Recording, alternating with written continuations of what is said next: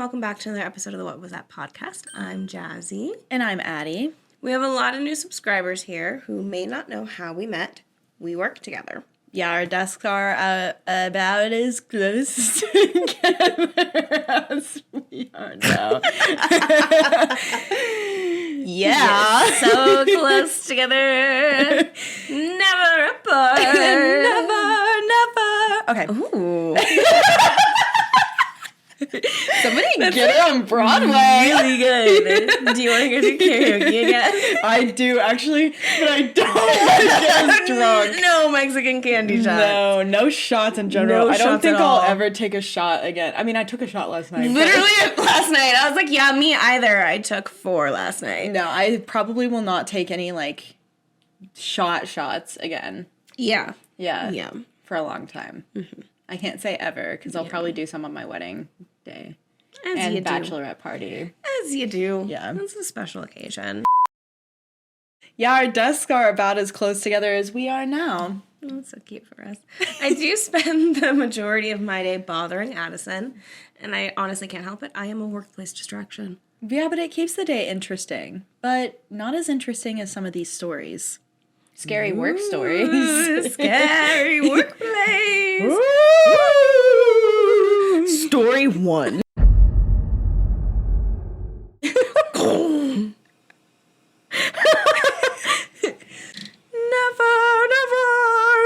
Mm-hmm.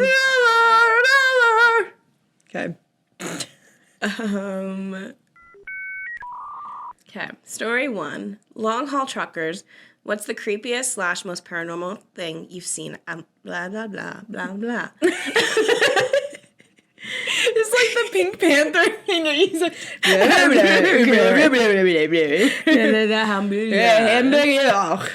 would like to order 1 hamburger. That movie's so good. I need to, see it again. I haven't seen it since Blockbuster was a thing. We watched it, I shit you not, 2 months ago. Really? Yeah. Holds up well. It's a pretty staple. It's not, the first time we've watched it, either. Yeah. We've watched it quite a few times since we've lived in this house. Nice. So, I want Pink Panther as my Halloween costume. Yeah, you did tell me that. Yeah. Anyway. Long haul truckers. What's the creepiest / most paranormal thing you've seen on the road at night? A good friend of mine told me this story years ago. He's a stereotypical old big bad trucker. I've seen some weird stuff with him driving in South Texas along the border. He never batted an eye, but while telling me this story, he had goosebumps and a concerned expression, which from this guy is about the equivalent of a trembling lip and shit-stained pants. Okay. I'm just imagining the tough guy on SpongeBob with his mustache. Yeah. He just has small goosebumps, but in SpongeBob they zoom in on it. And all those goosebumps would be shivering. I'll tell this story in first person as he told it to me. Years ago in the late 90s, I was on my way from the house in Central Texas, heading to Laredo to pick up a load. It was early morning around 4 or 5. I had just caught off a string of days at home, so I know I wasn't tired. I'm on one of those 2-lane winding roads in the absolute middle of bumfuck nowhere when I see something on the side of the road at the edge of my high beams. At first, I just thought it was roadkill, as is usually the case.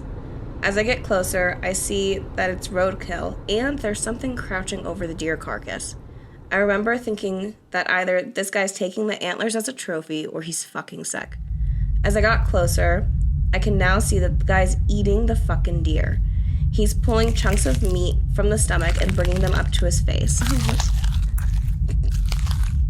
I didn't read this morning. At this point, he stops mid-motion and looks up at me.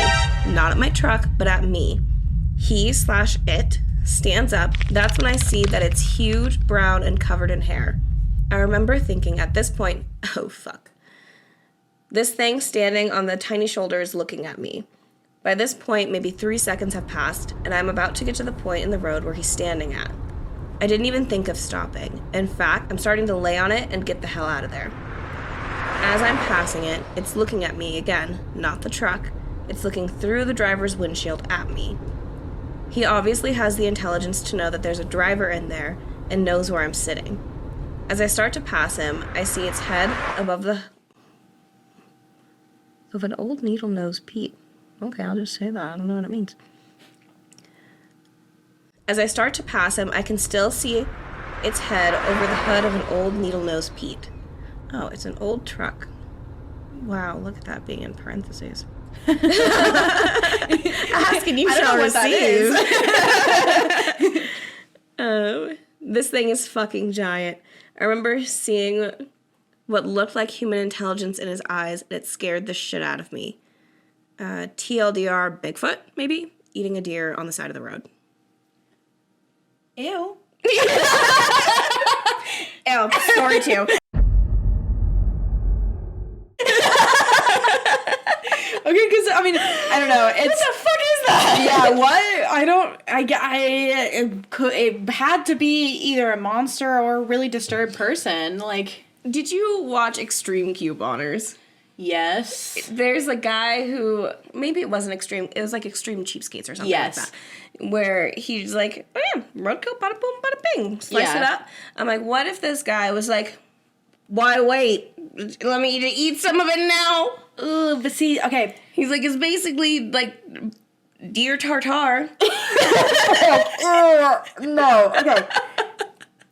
Eating roadkill, like, especially in some communities where poverty is really high, is normal. Like, totally normal. It's meat, bada boom. It's meat. You take it Yeah. home, you cook all of the parasites, you cook all of the, like, bacteria and bad things that could be in it out. You cook the fuck out of it and you eat it. It's food. Whatever. Eating deer tartare on the side of the road where flies have been landing in that carcass and laying their little eggs that become nuggets. Yeah, it's disgusting. If you guys have ever read Butcher and Blackbird. I hate maggots. Yeah, orzo pasta.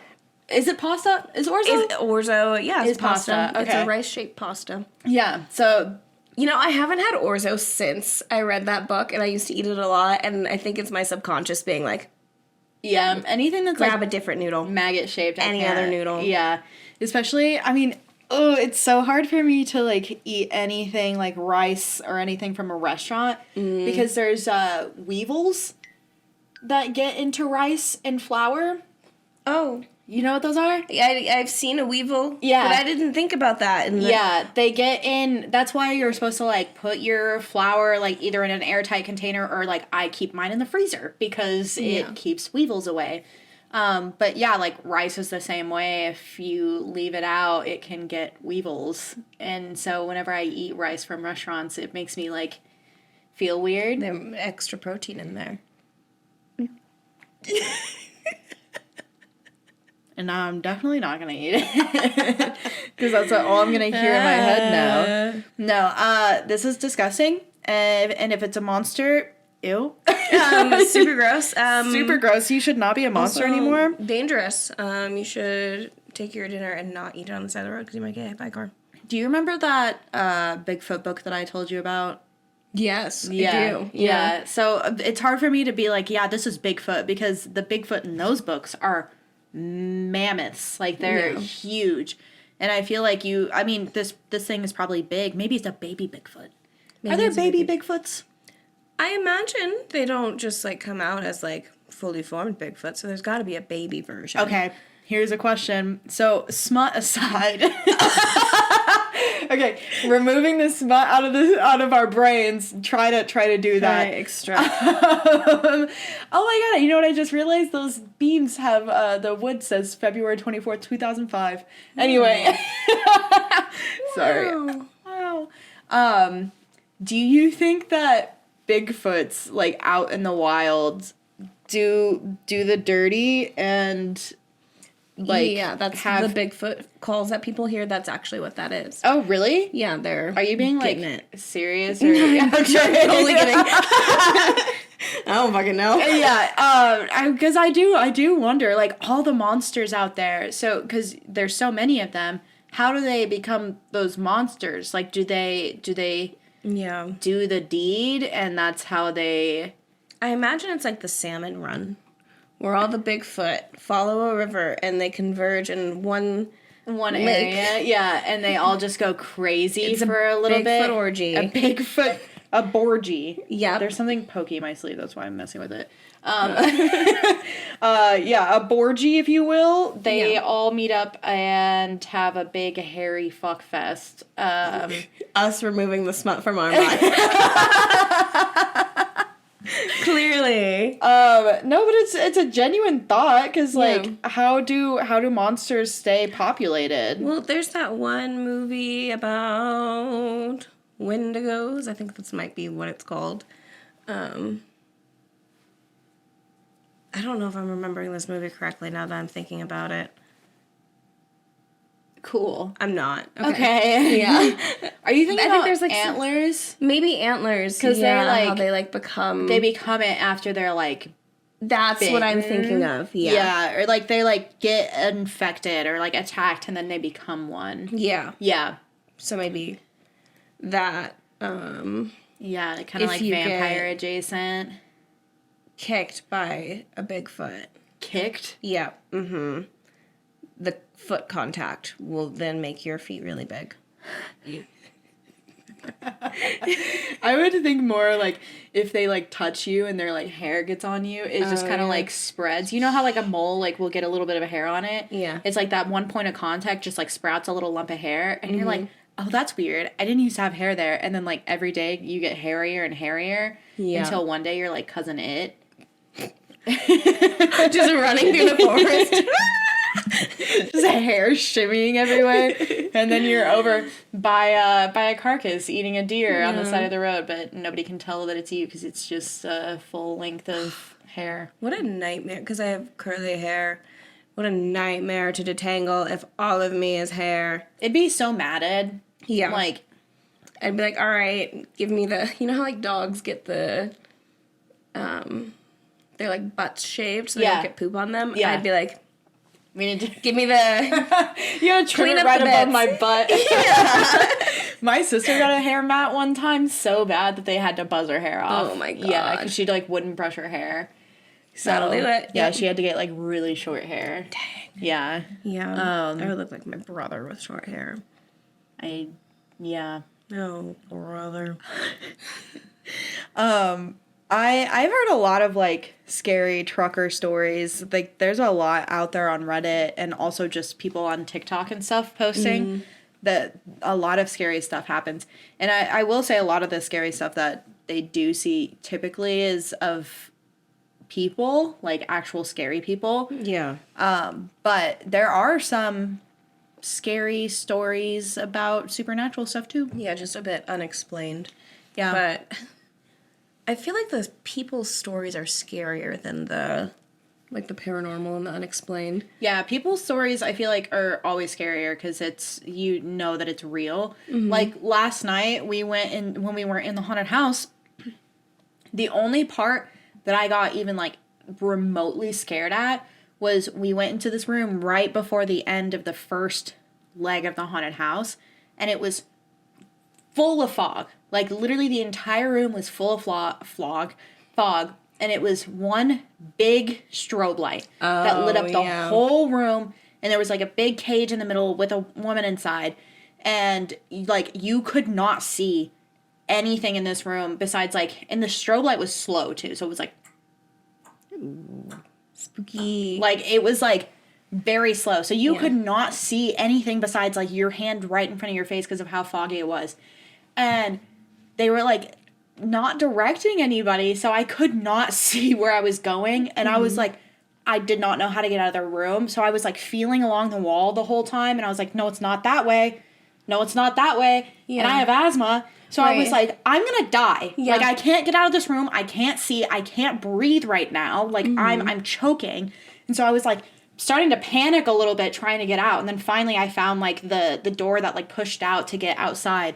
And I walked out and I was like, I didn't like that. Yeah. And Quinn was like, too much. He was like, oh yeah, you got scared? I was like, yeah, that actually genuinely scared me because it was real. Like, it was something asphyxiating me. I was dying. I felt like I was going to die. Yeah. So that scared me. But anything else, like all the actors and stuff, that doesn't scare me. Right. It doesn't get me. The little jump scares don't get me. Like... Yeah. You know? It'll be like ooh, that was a good one. But Yeah. I'm usually, like, proud of them for committing to character. Yeah. I'm like, good job, buddy. Will say the illusion was broken twice right off the bat. So when we first walked in, there was a group of young, like, 12, 13-year-old girls right in front of us throughout the line and then into the haunted house. Okay. And there were 4 of them, and they were already scared outside with the actors walking around. And so we got inside, and it was right off the entrance. The girl started screaming because there was an animatronic right in front of, like, where you walk in. And there was a guy behind us who, like, let us in, and he was in character. And Quentin starts laughing really loud because the girl's already screaming. And he was like, we have entertainment the whole way. And the actor was like, I love this shit. He was like, that's my favorite right there. And Quentin was like, yeah. He was like, we get to follow him the whole way. Yeah. And the guy was like, yeah, I love that shit. Have fun. It's so funny. I was like, okay. Suspended disbelief, like, gone right now. Totally gone, yeah. And then we were, like, walking behind them, and probably 5 minutes later, so all of the actors, obviously, were, like, jumping out and scaring them, but then they were, like, following them, so we were just following the scare actor. Like, they were, like, walking in front of us, like, being all creepy, and multiple times they, like, turned around and they were like, oh! Like, we scared them! Because they didn't expect us to be behind them. Because we gave, like, big gaps, because, like, we wanted to not be right up against them the whole time. Right. So we were just, like, walking real slow, like, looking at everything. But there was this one time that this girl was, like, going up and scaring them, and she was dressed up as a crazy patient or something. Mm-hmm. And I guess her phone fell out of her pocket. Oh, shit. And she, like, so she was scaring them. And after the girls went around the corner, she, like, reached down for her phone and picked it up and turned around, and she went like this. And she goes, ah! Both of us were like, cool. Just, like, walked around her. I was like, damn, like, so twice of these people have been like, oh, actually, we're real people. Yeah. Hey. Hey, what's up? Yeah, so it was really funny. But the whole time we were, like, trailing behind groups that had people following them, and they turn around and they'd be like, brah! We're like, we already saw you, man. Like, get out of here. I went to a haunted house in, essentially, like, it used to be a JCPenney, and now it wasn't anything, so they're like, let's make it a haunted house. Yeah. So it still has all the display cases and racks in there. Yeah. So we're going through it, and we're like, okay, like, this is cute. Like, they're trying. There's a fog machine, sure. Yeah. And then there's this guy who, like, runs out of nowhere and then just, like, crashes into one of the, like, jewelry display cases. And I was like, this haunted house is really good. Yeah. And I was like, how are they going to reset this for the next people? And then I realized he doesn't move. And then I see, like, one of the people come over with a walkie-talkie, like, hey, we need some help over here. And I was like, oh shit. Yeah. Oh, shit. Damn. This guy really could. To be fair, it was really good. Best haunted house I've ever been to. Because of that one spot. He really committed. Yeah. I think that there need to be more liminal space haunted houses, because I feel like liminal spaces are really scary, and there's not any haunted houses that kind of follow that, like, backrooms vibe, you know? Yeah. Like, having it in a JCPenney where it's all, like, we were I mean, not like this, but we were joking in line last night about how they need to make haunted houses based off of, like, real stuff. Like, you walk into a room and it's, like, Severance, and it's, like, the bright overhead lights and the drop tile ceilings and people, like, sitting at their computers, and somebody's, like, playing solitaire, and the manager comes up from behind, they're like, you need to be working. And then, like, the next room is, like, you're supposed to go up and, like, pay your taxes. That'd be so funny. But I think in that same breath, like, a liminal space where you walk in and it's, like,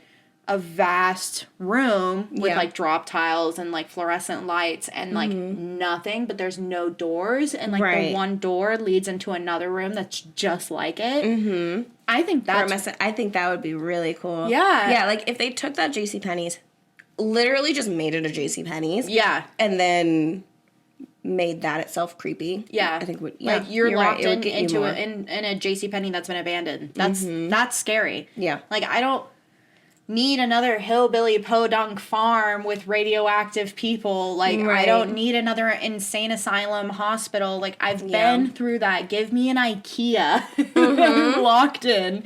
Give me an office can't leave space until you assemble this dresser. Give me a parking garage. Like give me something that's not honestly like a parking garage where like nothing's in there. It's just parking garage. And it's like find your car. Yeah. It's like 50 you floors high. Murder! Yeah. In the back seat. Sorry, you should have checked. No, I also told Quentin last night, I was like, we should open a year-round haunted house. That'd be so fun. And he was like, that's too much work and you like wouldn't make enough money to make it a thing. And I was like, okay, there are no other haunted houses that are open year round. Right. Like this, I mean, besides like McCamey Manor, which is not a haunted house at all.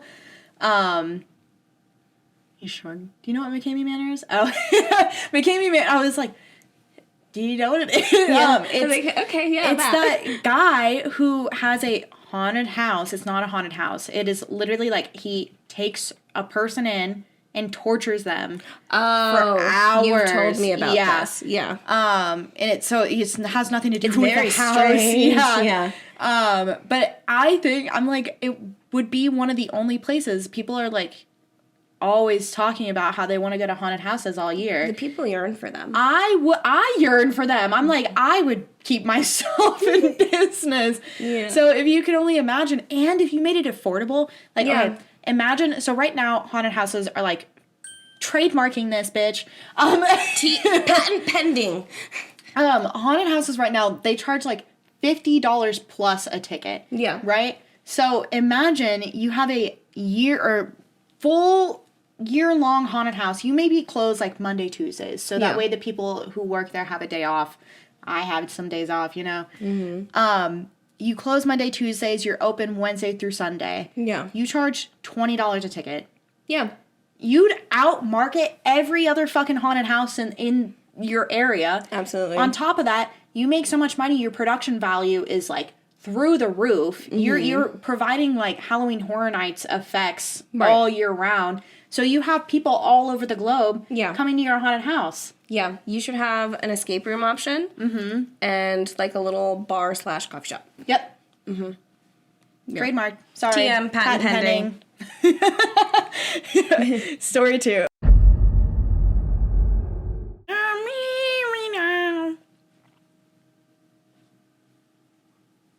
Dancing like a bug feels better than dancing like a person. Huh? You know? Huh? Dancing like a bug. How do you dance like a bug? Kind of like, imagine this is my thorax. Okay, I thought you meant like on all fours, like you doing that, but like on all fours. Oh, yes, that would actually feel good too, yeah. Like it's basically a hip stretch and I would really get on that. She said, this is my thorax.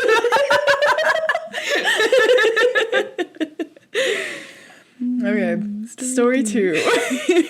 People in the U.S. military. What's the creepiest / most paranormal thing you've ever encountered during your service? Creepy at first, but ended in a facepalm. I was a young sergeant in 2006, stationed at Fort Bliss. Right outside of Fort Bliss was a training area that was near Biggs Airfield. We were guarding some equipment overnight so the company wouldn't have to stay. It was me and one private. I told him he would take shifts patrolling, and since we were allowed to have cars out there, the other would nap in his car. I woke up to my soldier knocking on my window in complete panic. It scared me at first. The private said, "Sergeant, wake up. There are UFOs out here." I said, "What?" Private points in the direction, and sure as shit, I see these lights that seem like they were floating around and then disappearing. It took me a moment as I had just woken up. That's the Franklin Mountain Range. You're looking at cars driving on the scenic route. The cars would be visible and then disappear when they went around the corner of a turn, only to appear again and when they came back around. I was very agitated at first, but the next day, it was by far the funniest experience that I had in the military. Poor guy. He's like sitting there alone, dark. He's like, is that a fucking UFO? He's like, these lights just keep passing. What's going on? No other thought in his head, just like, this is very clearly a UFO. Yeah, those two lights that keep going like this.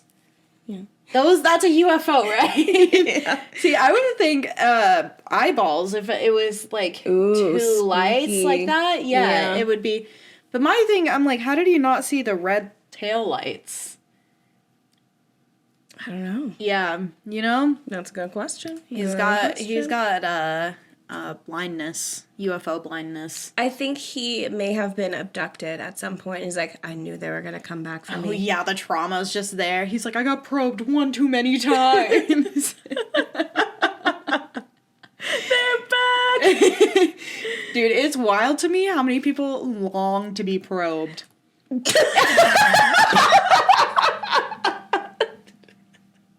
You know what I mean, though? Like, I know exactly what you mean. It's just like the sentence structure of it. They long to be probed, which they do.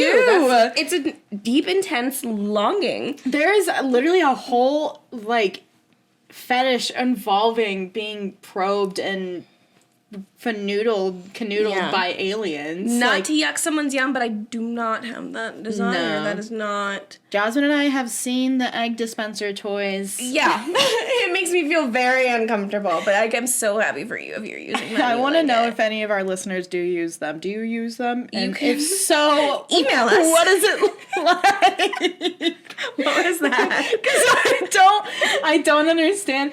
I like genuinely thinking about an egg being deposited. I'm like, would that feel like the opposite of taking a shit? I feel like it would, right? Yeah, because it's like, never mind. If you don't like that, skip that part. Yeah, I think that's the best way to describe what I imagine that would feel like. Yeah. There is a... I'm sure it's a bit in a South Park episode, but I don't remember if it is or not. But in one of the South Park video games, there's like a whole subplot that the aliens are like probing you over and over again. But like the probe has a dildo like attached to the end of it. So like some of the people that are like tied up are like, yes, more. They're like, oh no. And then some of them are like, no, please stop. But then like it flashes to the other room and it's like, yeah, more. And I imagine that's like how a spaceship would actually be like. You know? Like they're like picking up all of the... So here's what I think. I think that they go after all of the people who are in sparse communities and in the like countryside where all the like hillbillies live, because they know that all of those guys are closeted gay men. They're like, I'm gonna give you what you I'm gonna really give wanted. you exactly. I'm gonna try to show you right up that little butthole. Your wife doesn't have to do it anymore. I'll do it for you. No, she can do it too. Let's go. Yeah, all of us together. Hop on the ship. Let's probe your husband. Alien orgies. How fun. We have Bigfoot orgies. We have alien orgies. What's next? What is next? Night shifters and paranormal ghost orgies. Ghost orgies. Okay, orgies. if you had a, we'll never mind. I'll bring it up. If you had to have an orgy, would it be with an alien, it's Bigfoot, a ghost, or the Loch Ness monster? No, don't answer. We have to get through the rest of the story. Okay. We have to see who really like has the best thing going on. You know. Who's working it the most? Yeah. Yeah. I really think we should read the doorknob book. I was thinking about the doorknob book yesterday. I think we should too. Yeah, because I was like, imagine the doorknob didn't turn into a man, so you're just a woman who fucked a doorknob. Yeah. And I mean, you know what? Fair. There's some really curvy doorknobs. You gotta get your rocks off somehow. Like I have doorknob questions. Is it like a round doorknob? Does it have a handle? Ooh, it's like... Is it like one of those like Victorian crystally ones? Seems rough. Just plop right. I was like, ew.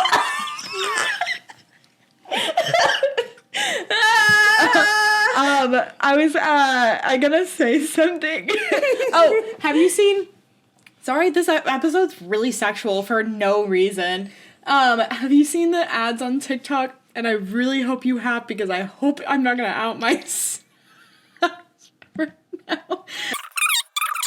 Suction cup shoots it out. Yeah. I know what you're talking about. Cool. Yep. Story 3.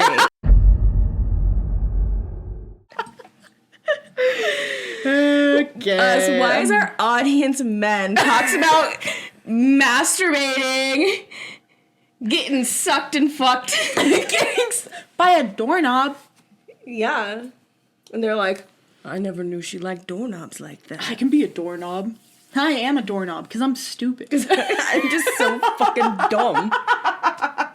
You know, my last girlfriend said I was a doorknob because everyone got a turn. I didn't know what that meant. But now I know. It's because it's your turn, baby. You opened the door to my heart. And my pants. Could you imagine if pants instead of zippers, it was doorknobs? It's like a little door. Yeah. It's like, you have to go like this to like open it. Knock, knock. It's got, one of those, the like old. The little knockers. Yeah, the old Renaissance-y knocker. It's got a Ring camera. They're like, just leave the package at the front door. We're not. Just leave it. Just leave it. I don't really want to come out right now. I feel really threatened. Okay. Why are you here? Story 3. Night shifters. Ever witnessed a paranormal activity? If so, what was it? My contact went wonky. Okay, we'll start checking. On the camera, your eye just goes like this. Yeah, it's this one. I used to intern. That's not what it says. I used to intern in a recording studio in New York City years ago, where it was technically open 24/7, meaning there was always someone there, whether clients were in or not. Anyway, it was on an upper floor of a building, and due to the amount of expensive equipment inside, you could not access any floor by elevator without someone letting you up. The button for that floor was locked out, so you couldn't press it from inside the elevator.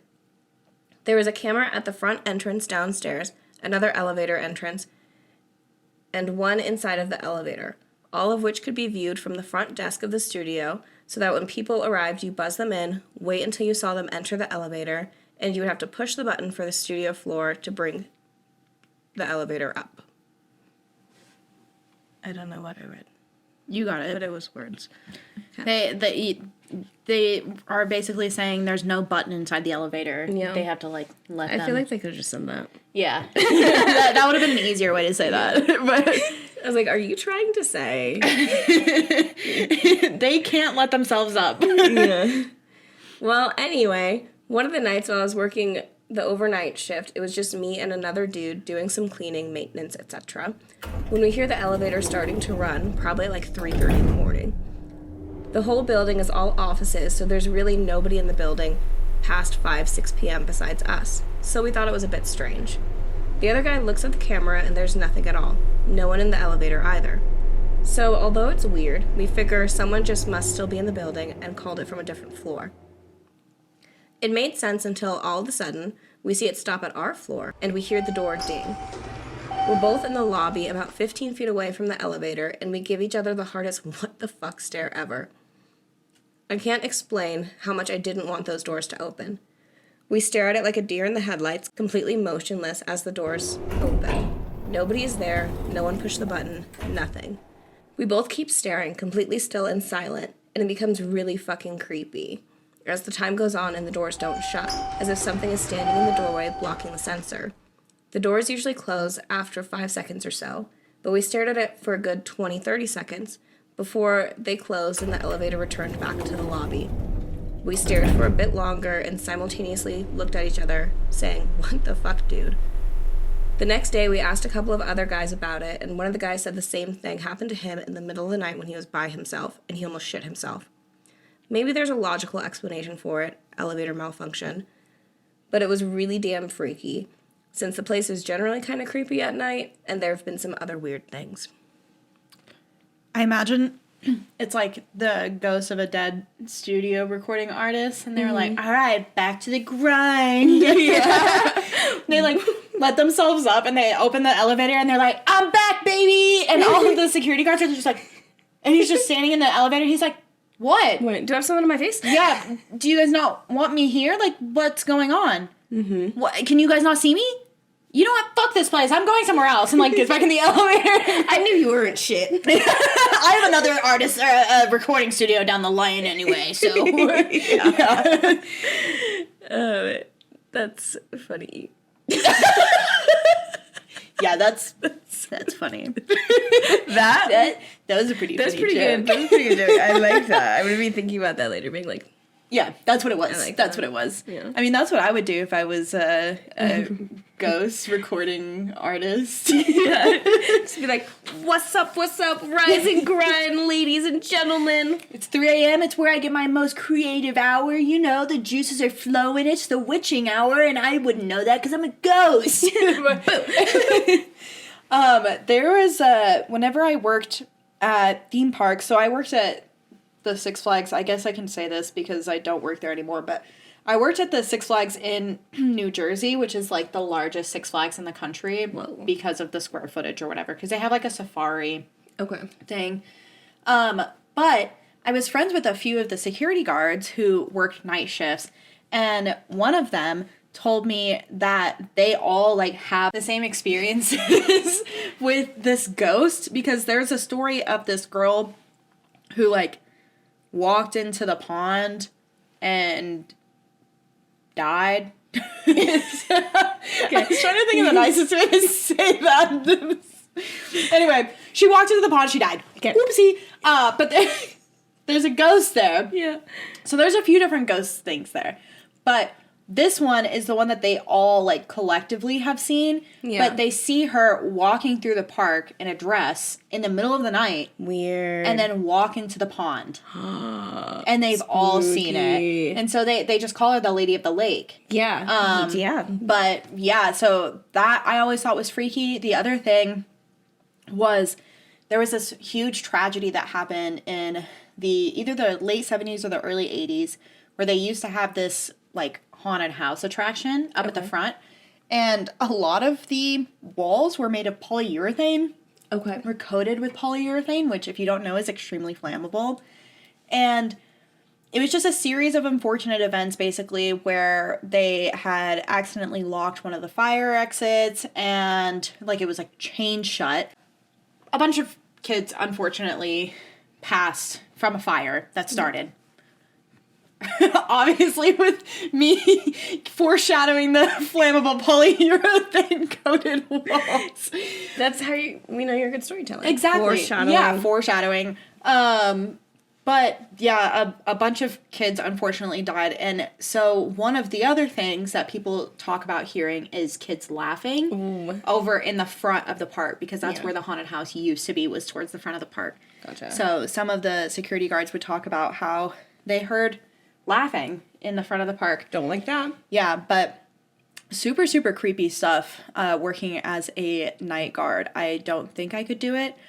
There's actually a movie based off working the night shift. This woman, I think it's at a precinct or something. I can't remember. I think it's a precinct. It's called The Last Shift. Okay. This good scary movie, if you ever want to watch like a actually scary movie. But it follows the same thing where it's basically like she's working a night shift and a bunch of freaky stuff happens. But then the ending's really weird. I don't want to spoil it. The ending's really weird, but you're like, huh? Okay. This whole thing was for this? What? Yeah. Huh? Interesting. So, yeah. Yeah. Luckily, I haven't worked at any place that has, like, weird vibes. Yeah. So especially when we're slammed.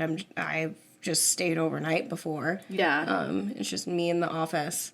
I worry about, especially at the old building, people who are outside of the building. Yeah, real but people. Never anything that was in the building. Yeah. It was totally fine. Yeah. I don't think I have I know I've worked at places that are, like, creepy, but I've never had to work an overnight shift somewhere. Gotcha. So I think if I did, I'd be a big baby about it.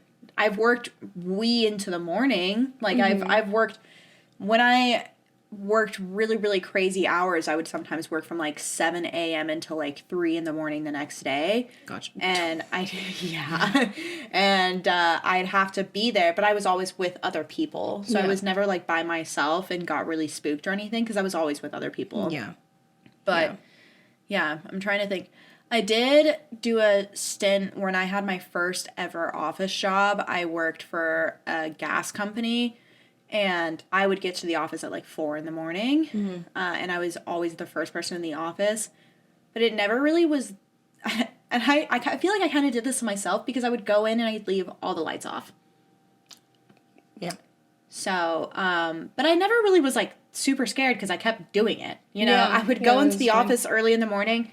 I would go work on my computer, and I'd leave all the lights off, because it was kind of nice, you know, like not having the fucking fluorescence over my head and sitting in my cubicle. Yeah. That's why I hate having the lights on in our office. Like, fluorescent lights give me such a headache, and I would rather sit in the dark than sit with a fluorescent light over my head. Is it ridiculous that one of my deal breakers is being a big light person?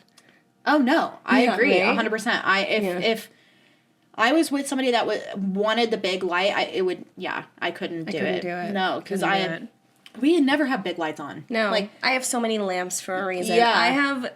There's not that many square feet, and I have a lamp everywhere. Yeah.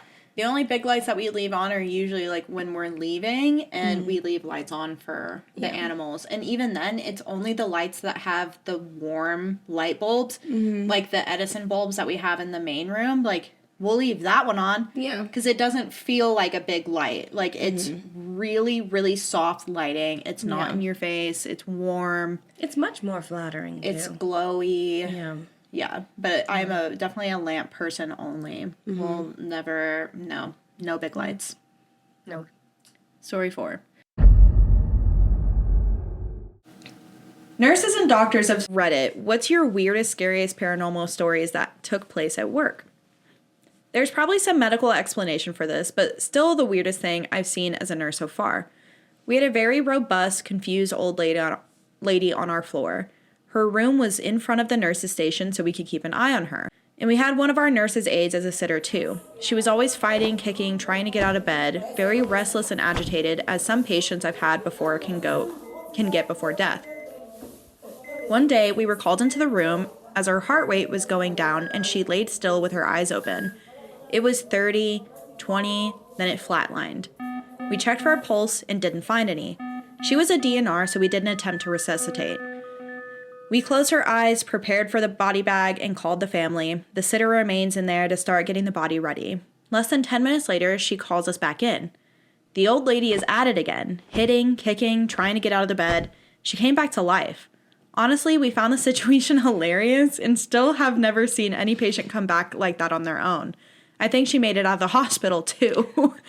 They're like, actually, you're not done. Take her soul and throw it back in the body. She's like, yeah, like, literally, she went up to heaven or whatever, afterlife, and he was, like, they were like, and then she went down to hell, and they were like, so they were like, go back, get back up there, we're not ready for you yet. And she's like, gets back up there and she's so pissed. And she's like, let me out. I just want to live. I was almost there. Do not resuscitate me. I was almost there. Yeah, that's wild. But imagine, I want to know, I do genuinely want to know people's, like, death story. Like, we should do an episode on those. Yeah, people who have died and come back, because people see such crazy things. And I know it's a lot because your brain releases DMT. Mm-hmm. So a lot of it is like you're tripping balls when you die. Yeah. So it makes sense that people see all kinds of crazy stuff, but I want to know like how common and similar other people's death stories are, because that would be really interesting to see. But I want a scientific study done with what people are seeing when they experience death, and then also I want their column to be what their background is. Yeah, and what their belief is. If you were raised Christian and then you're tripping balls at the end of your life, you're gonna see God. Yeah. Yeah. But if you're raised like XYZ, what are you seeing? Yeah. You know? Yeah. I know that, like, my stepmom, she was, like, obsessed with this book, and it made me cringe so hard. Even when I was younger, this book made me cringe really hard, because I was a Christian when I was younger, because I was raised in a really, really Christian household. So, I had no thoughts for myself. You know, I'm a kid. I can't make brain thoughts. So, when I became, like, a teenager, I moved out of Christianity. But whenever I was younger, there was this book about this kid who, like, died, and it came back, and he was like, Mom, like, I saw Grandpa, and the mom's like, you've never seen your grandpa, you don't even know what your grandpa looks like, you don't, like, and he described his grandpa, and it was, like, an exact replica of this, like, picture that she had or something, and she was like, oh my God, he actually did, he went to heaven, and it was, like, this whole thing, but I thought you were going to say chicken noodle soup for the soul. Oh, no, but my mom did make me read that. Looks at my mom watching this. No, but my stepmom was, like, obsessed with this book. And the whole time, like, whenever she tried to get me to read it, she's like, it'll move you. I'm like, this shit is lame as fuck. Yeah. Like, you're so lame for believing this. Like, Jesus, you would fall for the snake oil salesman, like, 100%.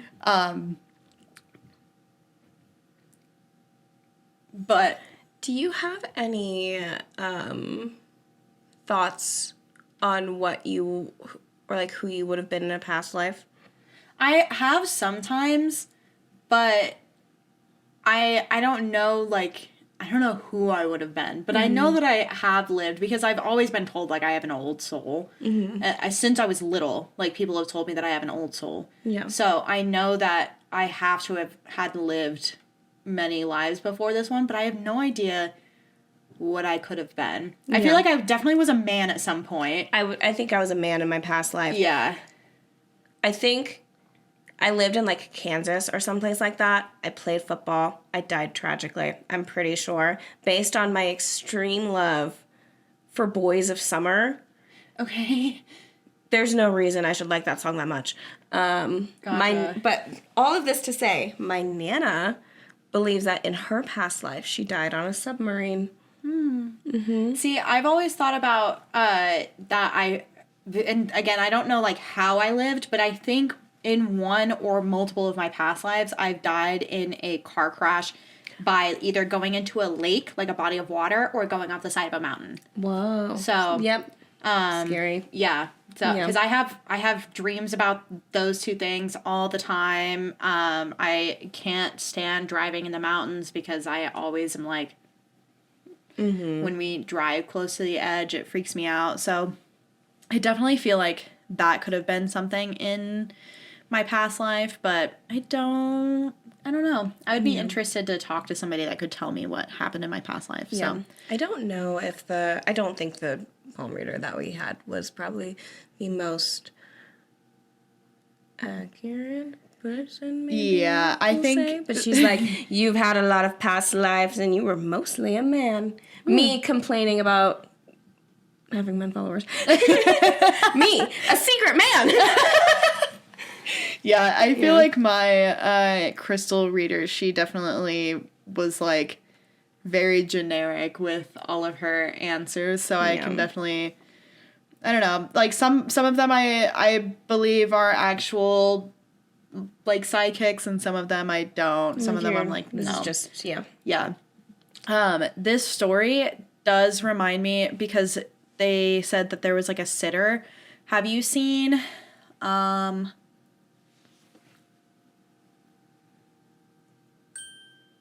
The Vigil? The Vigil. The Vigil. It's a movie on Hulu. Okay. And I don't know if it's still on Hulu, but spooky. Look at him. Hey. Yeah. So in Judaism, in the, like, Jewish culture, after somebody dies, there are, I believe it's 3 nights, or maybe it's 3 weeks. I don't. It's like a substantial amount of time. Yeah, there's an amount of time where they're in mourning, and basically they have to. Somebody has to sit and watch the body for an extended amount of time to make sure that they don't like come back, and also to like make sure that they make it to the spirit world. Essentially, I don't like that. Okay. Yeah, so there's always a person, like a vigil, who goes and watches the body. And there's like a specific name for it, but they sit overnight. And so somebody is sitting during the day, somebody's sitting at night, and they watch the body. And this horror movie I thought was like really cool because they dive into that really well. Yeah. But cool. Spooky. Yeah, but basically, as you can imagine in a scary movie, this guy is staying overnight and things go awry. Things go scary because the body isn't hidden either. Like, the body's out in the open. Right. So it's just like, usually it's just laying on a bed or like laying on a table. See, I just have such an aversion for corpses.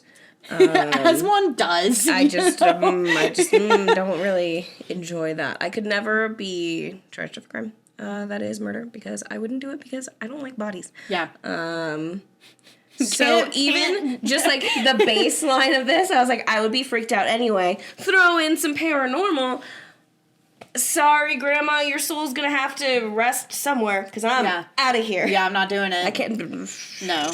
I would never, like, sit with a body for any amount of time. Like, yeah. Well, like, I've only ever been to one open casket funeral. Mm-hmm. It was my grandpa, and it was very strange. I had to, like, disassociate. Yeah. So I was like, I don't like that. Yeah. I've only been to one funeral. I've been to, like, a memorial, but I've only been to, like, one funeral. And it was a closed casket funeral for my grandpa. Yeah. So I didn't have to, like, see him. Yeah. But, yeah, I can't imagine how I would do. Sometimes, and this is really sad, sorry guys, but sometimes I'm like, I get really scared about dying and, like, my loved ones dying, specifically any of my pets or Quentin, because I'm like, what if I wake up one morning and one of them is dead? Like, I don't know how to handle that. I think about that a lot. Yeah, I don't know how to handle that. Like, I don't know what I would do in the moment. Like, who do I call? What do I do? Like, with my pets, like, I don't call 911, right? But who do I call about my animal? Bring up Bettina in this episode. She knows that because she had, growing up, like, a lot of, like, birds and ducks and chickens, and they had a farm, and she's more used to animals dying, and she was the one to, like, okay, we'll bury it and get it handled. So I'm like, hey, I'm a baby and I can't, but I love my pets, so I'm gonna give you a call and you're gonna help me figure this out. I don't know what I would do. You know, I'm glad the scariest thing at our office is a mysteriously old pickle jar. What about that old animatronic clown that's been in the office for a year? Yeah, now that I think about it, I don't think I could handle anything more than that. Yeah, but you know what I could handle more of? Followers. So you should like, share, comment, subscribe, all of that jazz on all of the social medias and all the listening platforms. You can find us at _the_pod on social medias. And if you would like to share your own story with us, you can email us at whatwasthat.thepod@gmail.com. If we did have an office ghost, what do you think they would be like? I really think that they would... Wait, what was that? We didn't answer the question of what we would want to sleep with, a ghost, an alien, or a Bigfoot. Oh. Ghost. What's your answer? I think Bigfoot. Oh. I don't know, man, because he'd be big and strong and could, like, throw me around, and, like, the hair would let me, like, grab onto something, and you know that he's, like,